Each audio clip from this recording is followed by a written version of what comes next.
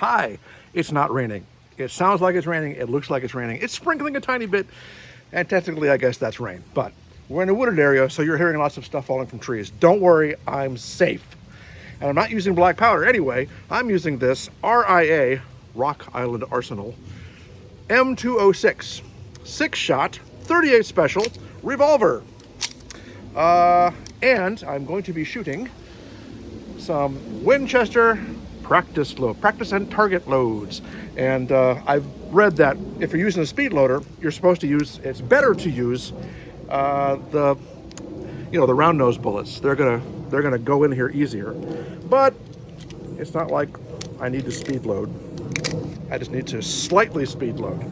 Okay, it's 6. Let's do these first 6 double action, because this is both double and single, not simultaneously.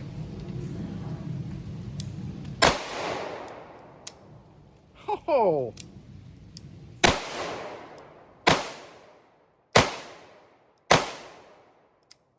Well, I missed one. What was that? There it is. Why would that happen?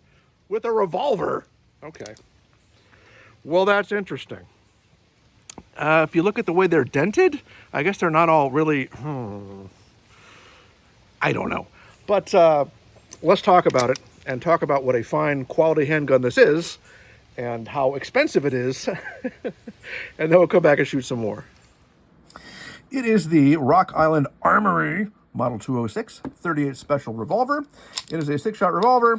It is, I think, a copy of a Colt D-frame, like the Detective Special. I don't say a clone because to me, if it's a clone of a gun, that means it's almost as good as. This is not almost as good as anything. It is made to be inexpensive. It's made in the Philippines. The company is named Armscore. It is Rock Island Armory is a company that came into existence outside of Rock Island Arsenal, which is a military base in Illinois on the mighty Mississippi River. And Rock Island Armory sold like military surplus from the base, but they were bought by Armscore, and they distribute Armscore weapons in the United States, many of which are under the Rock Island Armory name. It does have a ejector shroud, and it has pretty much the same cylinder release as a Colt. Notice this little silver part here. The cylinder actually does not clear that. It just lightly rolls against that right there. It is the hallmark of a really carefully manufactured weapon. This is called Parkerizing, this finish, which is a kind of a cheap alternative to bluing. It's what we did on a lot of, the United States did on a lot of military weapons in World War II. I like the wood grips, even though they're probably just cheap wood grips. Rock Island Armory also has a facility in Pahrump, Nevada. And I'm sure there are lots of nice people in Pahrump, but why would you put that word on a gun? And as you saw in the first go round, one of the rounds did not go off. I have never experienced that before in a center fire revolver. I don't know why it would happen. I don't think we can blame the round. Winchester is a fairly well-known and reputable manufacturer of arms and and ammunition. I don't know. I got this very early on in my gun days. My son and I were at a gun show. I got this. It was under $200. I think MSRP is for $259 now. He spent a little more and got a Smith & Wesson, kind of similar size, and we were amazed at how much more accurate his was than mine. Amazed. But yeah. I also had a Rock Island Armory 1911 in 38 Super, because one of my favorite literary characters swore by the 38 Super, but it was about as bad as this. The 1911 was about as bad as this, and it was very scratchy and clunky and didn't work all that well. So I got rid of that. When I showed my father the results of my shooting and told him about it, the way it did not work, he said, "Why don't you get rid of that piece of junk?" And my response was, "Who would take it?" And he said, "Well, at least put it out of reach." So that's good advice. We'll put that over here. And we'll go shoot it some more and see if we can get 6 rounds to go off.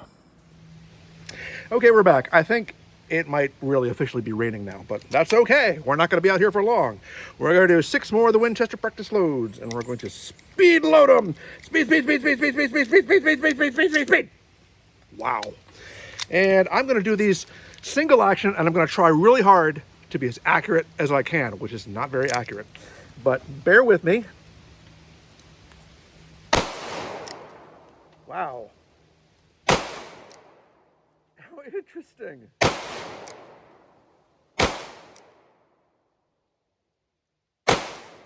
Okay, this is it. My last shot. My last big chance to hit the bullseye. I didn't hit the bullseye. Is it me? Or is it that? Let's go find out. The first 6 were double action, and they were, I guess, what you might expect from a 2-inch barrel at 7 yards. I guess kind of acceptable, more or less, for a 2-inch barrel. These are the ones, the single action ones, executed with great care, and they're not a whole lot better. I guess it's a smaller group. What is that, a 6-inch group? Okay, well, you've probably figured out by now that this is a very cheap weapon. It is manufactured to be cheap, and it is cheap. It lives up to that goal.